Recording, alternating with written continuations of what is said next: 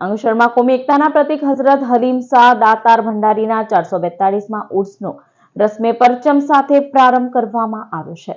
અંકલેશ્વર શહેરમાં કોમી એકતાને આસ્થાનું ઉત્તમ ઉદાહરણ પૂરું પાડતી હઝરત સૈયદ અબ્દુલ હલીમ શાહ દાતાર ભંડારીની દરગાહ શરીફ ખાતે 442માં વાર્ષિક ઉર્સ મુબારકની ઉજવણી કરવામાં આવી હતી।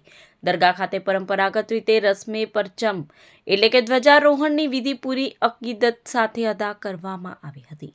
આ પ્રસંગે દરગાહના સજ્જાદા નશીદ સૈદર મંસૂર અલી નાસિર અલી ઇનામદાર તેમજ અન્ય સાદાતે ઇકરામ અને મોટી સંખ્યામાં અકીદમંદો ઉપસ્થિત રહ્યા હતા। મુખ્ય ઉજવણીના ભાગરૂપે તારીખ 22 ડિસેમ્બર 2025 સોમવારના રોજ 442માં સંદલ શરીફની વિધિ યોજાશે। ત્યારબાદ તારીખ 23 ડિસેમ્બર 2025ના રોજ ઈશાની નમાઝ બાદ રાતીબે ઇફાઈ સાથે ઉર્સના કાર્યક્રમોની પૂર્ણાહુતિ થશે।